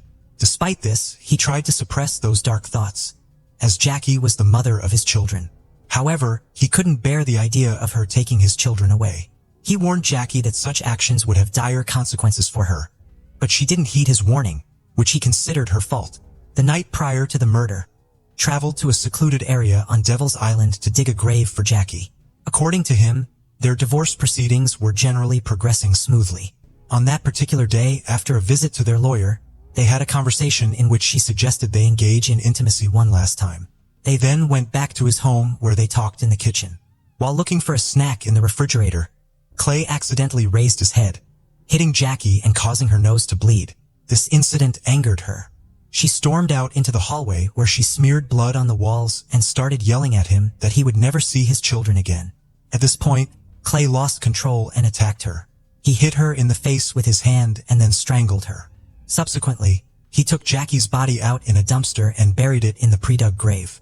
Afterward, he meticulously cleaned out both the car and house, took a shower, changed clothes as if nothing happened, and then went on to meet his new girlfriend and son at a toy store. Throughout this process, claimed that everything was driven by impulse and emotion. He did not originally intend to kill Jackie. This contradicted his earlier statement, claiming he had dug the grave the day before. However, if Clay did not plan to kill the woman, why would he have dug the grave beforehand? It appeared to be premeditated murder. The medical examiner found multiple skull fractures on the deceased, indicating blunt force rather than a simple beating with fists. No one believed his story. Clay, who showed no remorse for killing his ex-wife, felt jubilant at receiving only 20 years in prison for second-degree murder, with the possibility of early release. The prosecutor had another strategy. Clay's testimony about digging the grave buried him further. He had dug the hole in Illinois while the murder occurred in Missouri. These actions fell under the federal law against domestic violence across state lines, and their violation allowed an additional 35 years to be added to his sentence. Clay Waller will be eligible for parole after serving 85% of his 55-year sentence. It turned out that Clay was unaware of such a law and did not foresee the consequences of his confession. Yet, his atrocities continued, demonstrating further callousness. He wrote a book detailing Jackie's murder to profit from the tragedy. Cheryl, Jackie's sister, along with her husband, continues to raise Jackie's children with support from their elderly parents. The children have grown up remembering their mother as an exceptional person who remains forever in their hearts. They still harbor anger toward their father and deeply miss their mom. Case of Anna Walsh, a horrific event in the basement of a family home. For over a year now, an investigation has been ongoing into the mysterious disappearance of a young woman and mother of 3 children, Anna Walsh. In January of the previous year, the case was reclassified as a brutal crime, although the body of the missing 39-year-old American woman of Serbian descent has yet to be found to this day. Her husband, Brian Walsh, who had previously encountered legal issues for fraud, was arrested on charges related to her disappearance. No one could have imagined that this individual could be responsible for ending the life of the mother of his sons. It's noteworthy that the Walsh family appeared to be quite prosperous, successful, and happy on the surface. Moreover, the couple was not in want, living in a luxurious home, and could afford anything they desired. However, few were aware of what happened behind the closed doors of this large and beautiful house. Even the person closest to Anna, her mother, did not realize the deadly danger her daughter was in. Interestingly, Brian managed to woo Anna away from her previous husband years ago in a rather unique manner. So unique, in fact, that the woman and her first husband even sought police protection from harassment and threats. Nevertheless, she eventually left with Walsh, to whom she was married for over 7 years. But what happened that led the family head to decide to rid himself of his wife? And what did he do to her? Who was Anna Walsh? Anna Labasic, who later became known as Anna O'Neill following her first marriage, was born on April 18, 1983, in the Serbian capital of Belgrade. Here, she spent her formative years growing up with her younger sister and a cultured family. Her academic journey led her to the 5th Belgrade Gymnasium, where she excelled as one of its standout students. Pursuing higher education, Anna attended the esteemed Belgrade Research University, the most historic and expansive university in Serbia. Her academic pursuits included a deep dive into foreign languages, culminating in a master's degree in French language and literature. At 22, with her diploma in hand, sought broader horizons and career prospects in the United States, a move fully supported by her family. In 2005, she embarked on her American dream. Settling in the U.S., Anna aimed to further her education in hospitality management. She took on administrative roles at prestigious hotels, notably the Inn at Little Washington in Virginia, a part of the elite Relay and Chateau hotel circle. Anna's warmth, approachability, and sense of duty saw her swiftly ascend the professional ladder, garnering respect from her peers and supervisors alike. Multilingual and adept at resolving conflict, her innate charm and charisma allowed her to form connections with ease.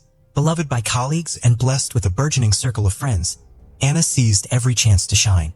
She became a U.S. retaining her Serbian nationality, enjoyed a high income, and invested in her own property and car. Her travels broadened her horizons further, and her career flourished, leading to a promotion to senior manager. Anna's intelligence, beauty, slender frame, and radiant smile attracted many admirers. During her tenure at the Wheatley Hotel in Lenox, Massachusetts, she found love with Marcus O'Neill, the establishment's head chef. Their romance led to marriage in 2009, and Anna adopted her husband's last name. Who is Brian Walsh? Brian Paul Walsh was born in July 1975 in Boston, Massachusetts, into a well-known, affluent, and respected family.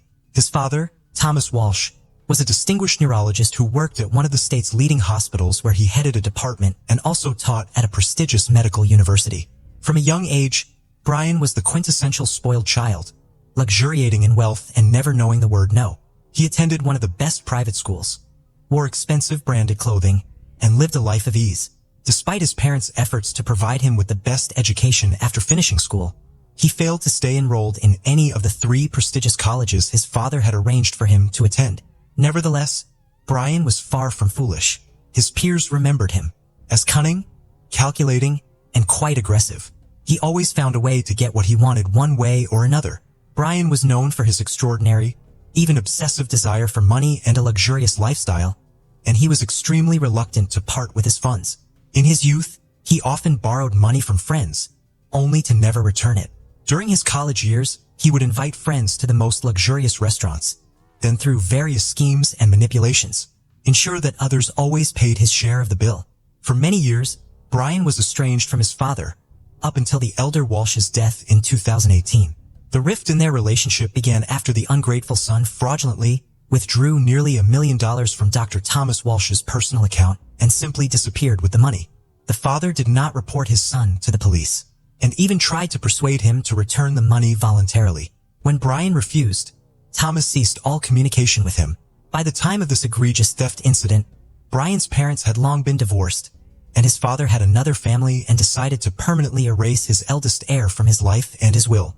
However, when Thomas passed away, Brian immediately made his presence known and even filed a lawsuit claiming that the will left behind was forged by the doctor's widow and younger children to cheat him out of his rightful inheritance.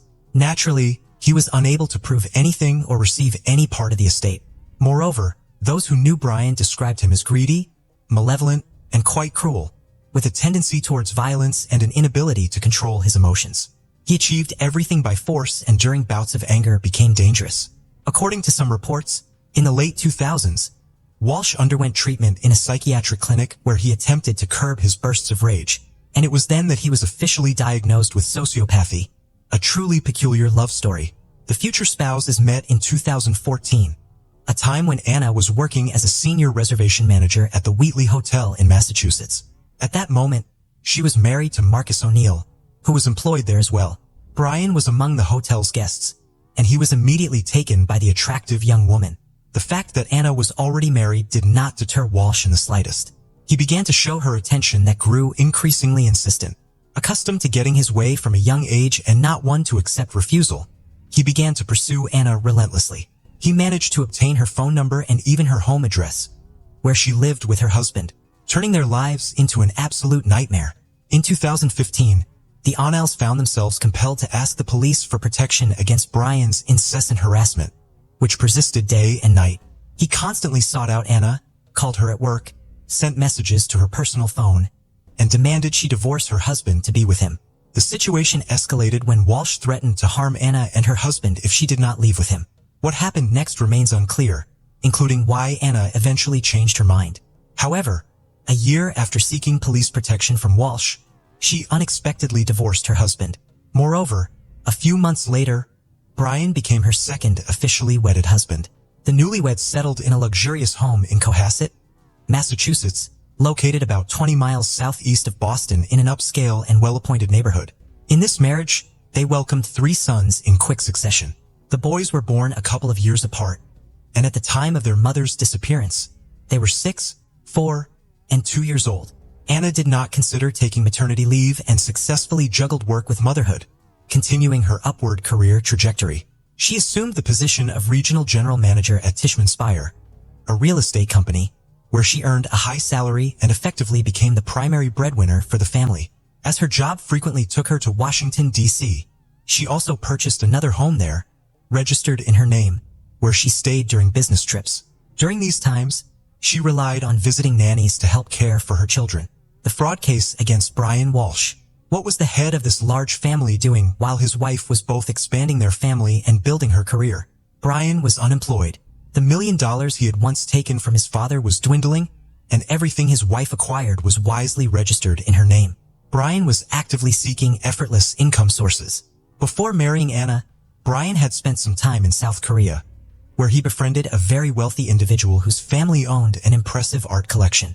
Upon returning to the United States, Walsh maintained this connection, and his friend unexpectedly asked for his help in selling several paintings by the iconic artist Andy Warhol. Brian eagerly agreed, but decided not just to sell the artworks for a commission, but to truly profit from the transaction. He had access to a series of abstract paintings by the great artist, collectively titled Shadows. He appraised each painting, obtained the necessary documentation, including authenticity certificates, and then decided to create copies of both the images and the accompanying documents. Walsh approached artists who made precise replicas of the paintings. He convinced the artists that he needed these copies as a backup, since each of the original works was worth about $250,000. For several years, the fraudster successfully copied and sold fake paintings as originals to collectors from various countries, until one of his buyers, an art expert specializing in Andy Warhol's work, quickly identified a forgery and sued the fraudster. The FBI took on the investigation, and in April 2021, the suspect pleaded guilty to selling counterfeit art. He was placed under house arrest after his lawyer negotiated a deal requiring him to return the proceeds from the sale of the paintings to the buyers to avoid actual prison time. Brian's movements were significantly restricted, but he was allowed to leave his house. Twice a day, he could drive his children to and from their educational institutions.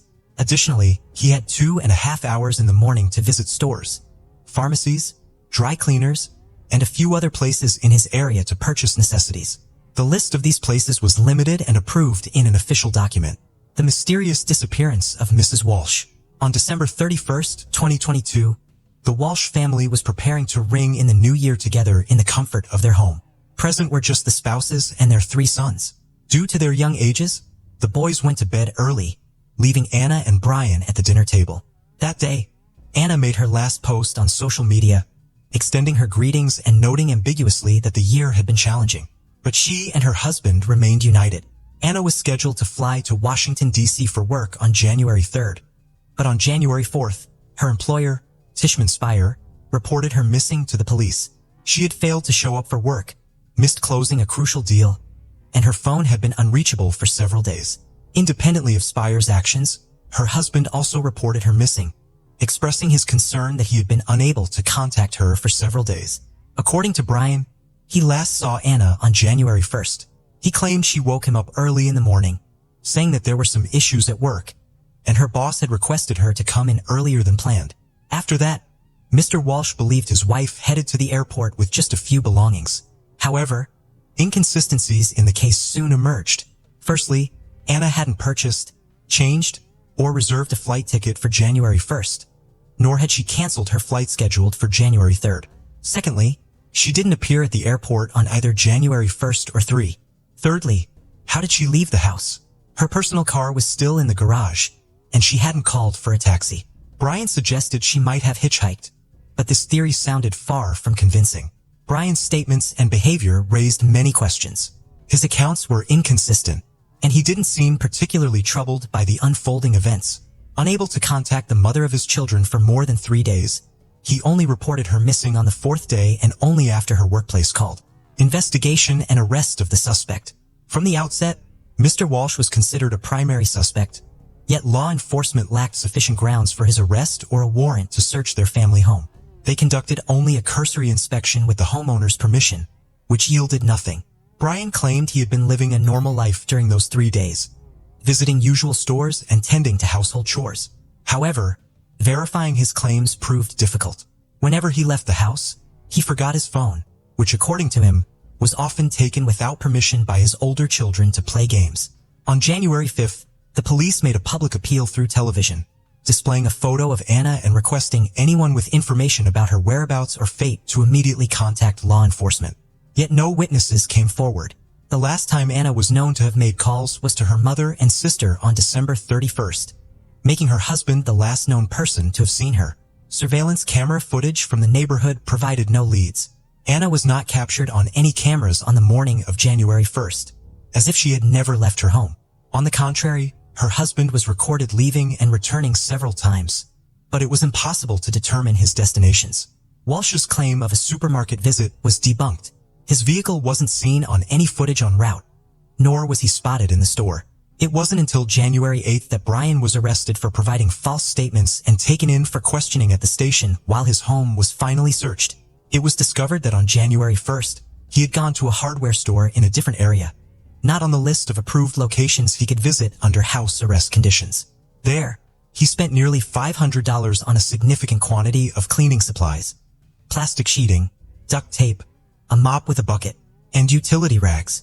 He paid in cash, presumably hoping his visit would go unnoticed. Horrifying discoveries in the family home. During the search, at first glance, nothing out of the ordinary or suspicious was found in the home. Everything was in its place, with no signs of struggle or bloodstains detected. However, when law enforcement descended into the basement, there was no longer any doubt. This was the scene of a gruesome crime. There, smeared bloodstains were visible everywhere, and among the old clutter, a bloodied knife and saw wrapped in towels were hidden.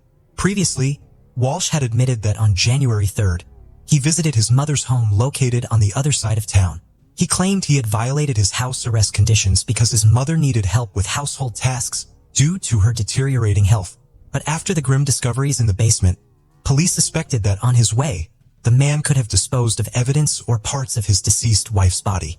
All the trash bins in the area where the spouses lived, as well as along the route to his mother's house, were inspected. These searches yielded results, and in one of them, a kitchen hatchet with traces of dried blood and several bloodstained towels, similar to those found in the Walsh's basement, were discovered. Forensic analysis confirmed that the blood in the basement on the towels, knife, hatchet, and saw belonged to the missing Anna, dispelling any remaining doubts about her demise. Search history reveals chilling intent. Police seized a laptop belonging to Mr. Walsh, as well as a tablet owned by the couple's eldest son from the Walsh residence. The search history on these devices left investigators in disbelief. Weeks before his wife's disappearance, Brian was actively searching online for information about the most favorable states for divorce in terms of property division. He also sought information on whether he could lay claim to the second home in Washington, D.C., owned by Amma and registered solely in her name, thereby uncovering a possible motive for the crime. Regarding the tablet, the first query made around 4 in the morning on January 1st was, how long does it take for a body to start decomposing? This was followed by nearly 24 searches on how to dispose of a body, how to clean up blood traces, how to dismember a body, whether a body could be identified if the teeth were removed, how long DNA traces last, and whether a person could be charged with a crime if the body was never found. All this information was searched on his young child's tablet, the child of the woman he mercilessly dealt with. By January 3rd, Brian was already searching how and when can someone inherit the property of a person who has disappeared. Clearly, he was confident he would evade punishment and was preparing to claim the inheritance. Charges and trial on January 18th. Brian was formally charged with the murder of his wife, despite the fact that her body or any remains had not been found. Prosecutors believe that on the night of January 1st, Brian intentionally or accidentally took his wife's life and then decided to dispose of her body by dismembering it in the basement of their home. He then packaged the body parts in plastic and over the following days, discarded them in trash bins across different parts of the city. The area around the Walsh residence, as well as within a couple of kilometers, was thoroughly examined for evidence.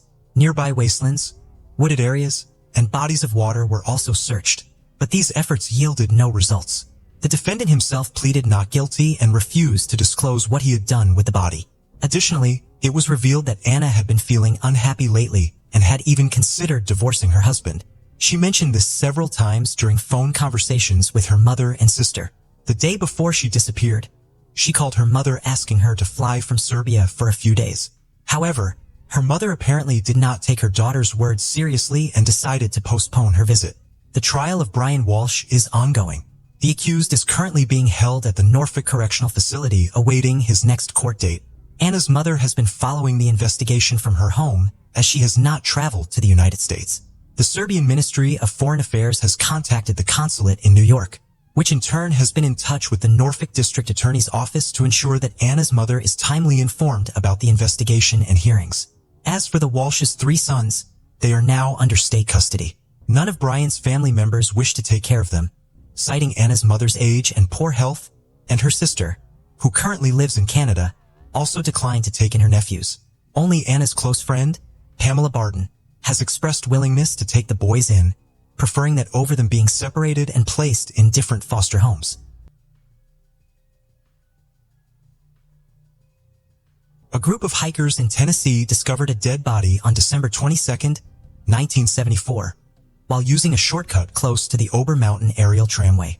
Then known as the Gatlinburg Ski Lodge Tramway, the woman's corpse was found next to a tree, face down on her cloak, as if she had been sitting there moments before her untimely demise. The most puzzling part is that it took almost 50 years to identify a woman who went by only Jane Doe, with the body not being identified until 2023. According to the initial forensic reports, she was estimated to be about 35 years old when she passed away. How could it have happened that she ended up in this isolated place? How come it took nearly 50 years to identify this victim? Hello and welcome to Mystery Detective, a channel dedicated to delving into the murky mysteries surrounding both cold and solved cases worldwide. Tennessee is to the east of Gatlinburg, praised for its astounding natural beauty. It is well known as a gateway town, surrounded by the magnificent Great Smoky Mountains National Park. Despite being rather expensive, Gatlinburg has maintained its cozy, family-friendly atmosphere over the years. This quaint mountain community with a resort feel is well known for its rich history, excellent shopping, and stunning scenery. With only 3,800 residents, Gatlinburg might seem like a small town. However, beneath its lovely exterior, the location hides mysteries that have been kept secret for a very long time. It was December 22, 1974, a chilly morning in Gatlinburg, Tennessee. A bunch of Georgian friends made the decision to go hiking in a remote area that isn't often visited. They chose to go to their chalet by a shorter route. As they strolled along the lonely trail, something unexpected caught them off guard. At Gatlinburg Ski Lodge under the tramway station were found the remains of a woman beside a tree. She lay face down on an open cloak as if she had been sitting there prior to her untimely demise. The state of affairs was appalling, and the remains had decomposed to such an extent that it seemed impossible to identify her. As they attempted to make sense of the startling discovery, many questions raced through their minds. The men knew they needed to report this to the police. Facing such a terrifying discovery, they quickly called the Gatlinburg police, hoping for a prompt response to look into this horrific circumstance. What they found was a horrifying enigma, a riddle with no clear answers. Identification was nearly impossible due to the decomposition of the dead body. There were no obvious hints discovered in the area or close to her body that would have indicated who she was or how she died. This woman seemed to have been consumed by the remoteness of the place. Authorities encountered an investigation that appeared to grow more intricate by the minute as they started their probe.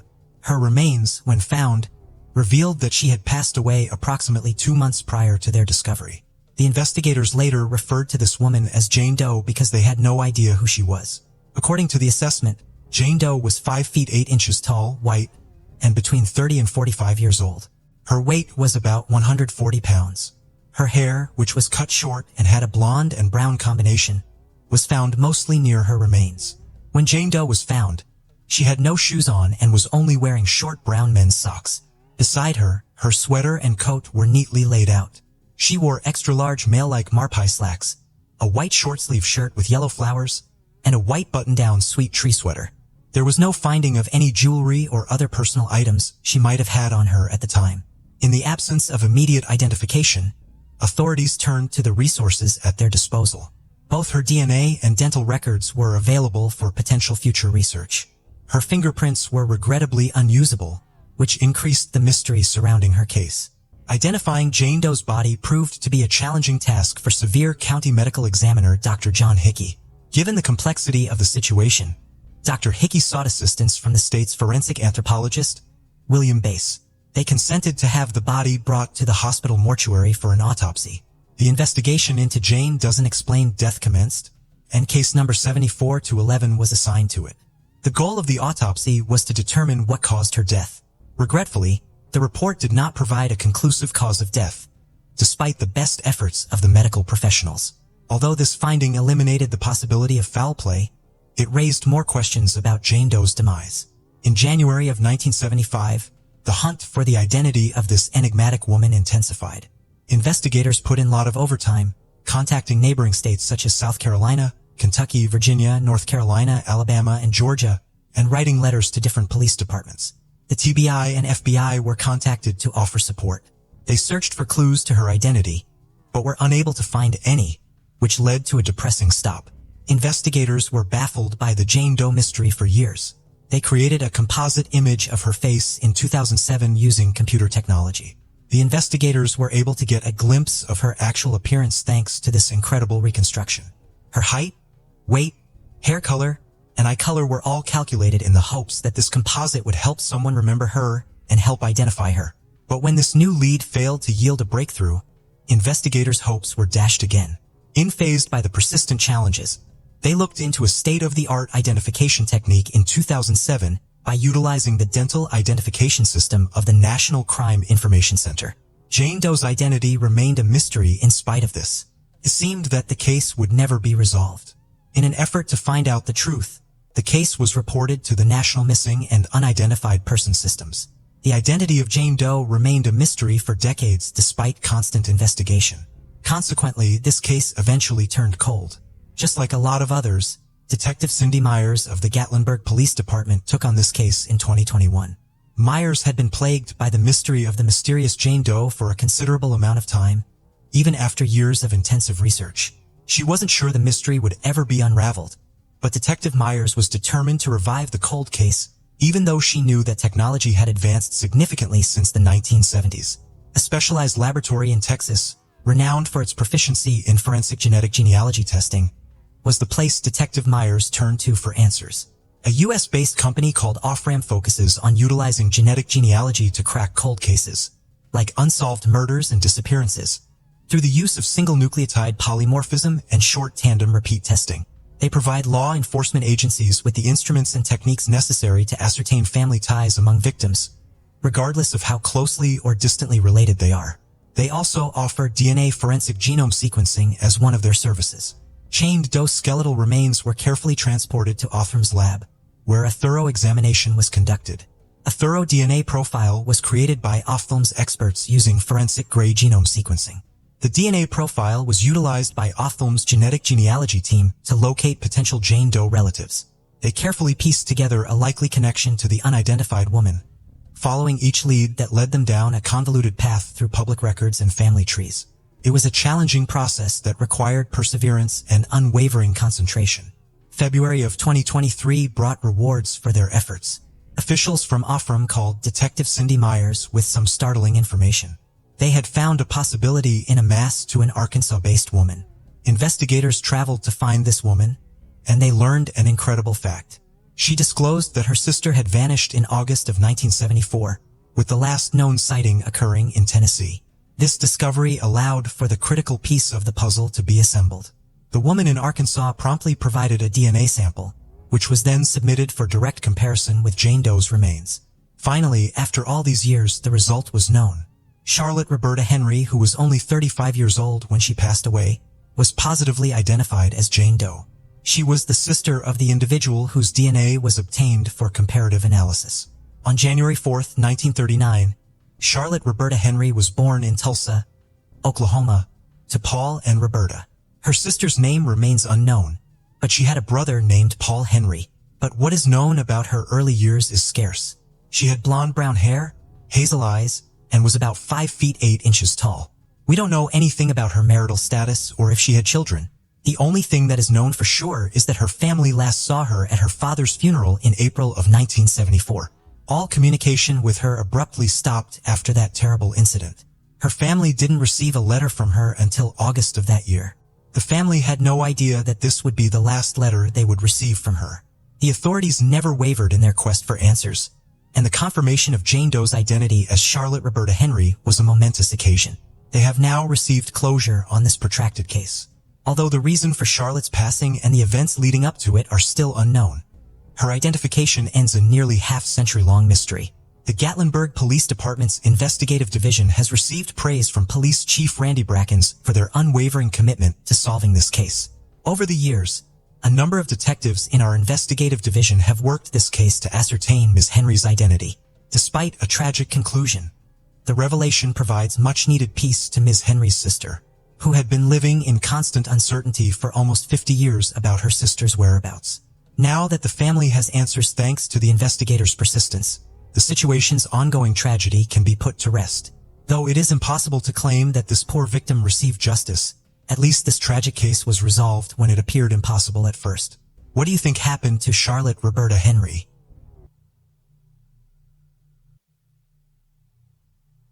This case takes us to Glykannara, just outside of central Athens in Greece. 20-year-old Caroline Crouch lived there with her 33-year-old husband, Bobish, and their 11-month-old daughter, Lydia.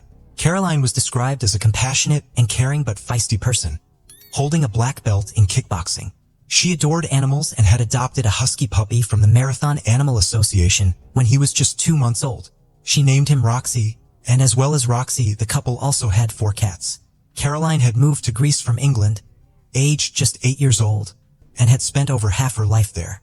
When she was 15, she met her future husband, Charalambos, known as Bobish, on the island of Alonissos, where she had lived since her childhood.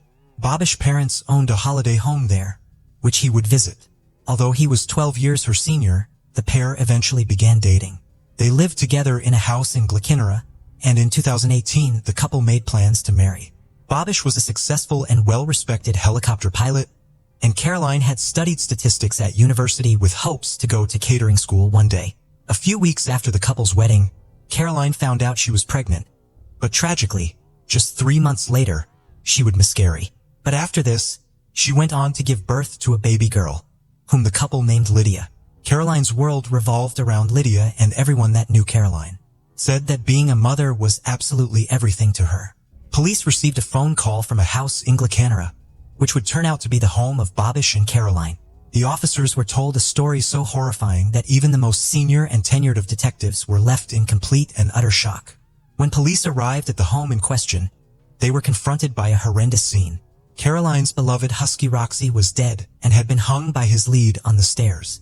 Baby Lydia was screaming and hitting her mother, trying to wake her up. But tragically, 20-year-old Caroline Crouch was already dead. Her husband Bobish had been handcuffed and restrained.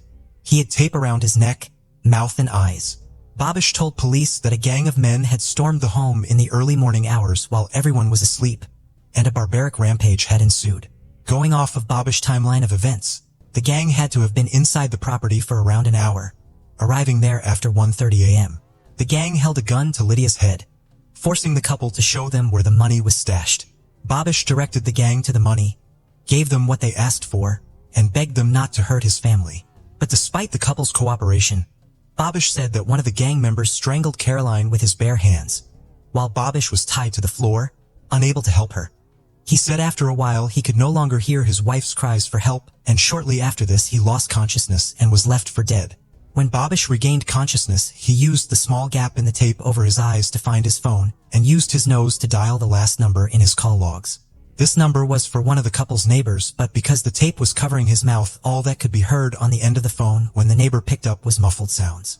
The neighbor headed straight over to the house and once inside helped Babish to call the police. Earlier in the night, that same neighbor recalled hearing Roxy crying, but assumed he must have just been fighting with the cats. When police began their searches of the property, they found that the equivalent of over £10,000 in cash which had been hidden inside a Monopoly box had been taken, along with around £20,000 worth of jewelry. Babish said the money was stashed inside the home as the couple had recently purchased a plot of land and needed to pay some workers. He thought that someone had either tipped this gang off, or someone inside the gang must have had some prior knowledge about this. The cruel, brutal, and barbaric nature of the crimes sent shockwaves throughout Greece that soon traveled internationally. The police were just as horrified and commented on how rare crimes like these were in their country. Everyone was outraged and panicked, and the community reached out to offer their support to Babish and the couple's families. Though the couple had cameras all around the house, there was little footage available, as the cameras did not appear to be working or turned on at the time of the robbery and subsequent murder. On an outside camera nearby, they did spot a car driving near to the home around the time frame they were looking at, so at least they had that to look into. Sadly, DNA evidence collected from underneath Caroline's fingernails proved to be inconclusive. There were no witnesses, and no one heard anything. Apart from the neighbor that heard Roxy cry, apart from Babu's account and the camera outside, police had very little to go on. The story spread through the media like wildfire, and soon the whole world would be watching to see who would be arrested for these horrendous crimes. The pressure to solve it prompted government officials to announce a reward of €300,000. 3 days after Caroline's death, every shop, bar, and restaurant on the island of Alanissos closed, as its 2,000 residents laid to rest the woman they had adopted as their own. Baby Son went a listening test to identify the language the gang had been speaking. He was able to determine that it was either Albanian or a language from the former USSR. After looking at 150 photographs, he also managed to narrow down the list of suspects to just 10. There was an Albanian gang that had been at the center of some very violent robberies, often subjecting the victims to torture and beatings. In the 6 months prior, there had been several similar occurrences in the same area, and the race was on to find anyone linked or previously associated with this gang. Using their knowledge of the gang they were looking for, and Babbitt's list of suspects, police issued a statement about a specific suspect they were looking for. He was described as strong, around 5 feet 5 inches, with short blonde hair, who was a violent abuser who hates women. Police began investigating a potential link between him and another suspect who had robbed the house of Babu's pilot instructor 3 years before. 32-year-old instructor said they were also hunting for another suspect named Yanis, who reportedly worked with the gang too. Shortly after Caroline's funeral, a Georgian man had come to the attention of Bulgarian authorities. He was at the border and had a fake passport on him. After taking samples from him, DNA evidence put this man at the scene of another home invasion that happened just 20 minutes away from Caroline's home and just 4 days before. It was very similar in nature given that both crime scenes were deemed to share the same modus operandi. But just as quickly as he was deemed a suspect in her case, he was ruled out at the same speed, when police could find nothing that tied him to the couple's home. Experts were fearful and said that as more time passed by, it was becoming less and less likely that they would ever find the gang responsible. Police sources told the local media that the evidence found at the home was so little, it was as if the burglars had bleached the entire house before leaving. Babish was frequently in and out of police interviews as they scrutinized his timeline, trying to get more information. He also told the police everything about the couple and their relationship. But Caroline's diary would soon paint a very different picture. She spoke of an abusive and volatile home, and it turned out that Caroline had been trying to leave Babish for a long time. She first told him she was leaving in July 2020 when Lydia was a newborn. She said she felt miserable and that she was looking for a new home, but she often changed her mind, saying she didn't want her daughter to grow up without her parents together.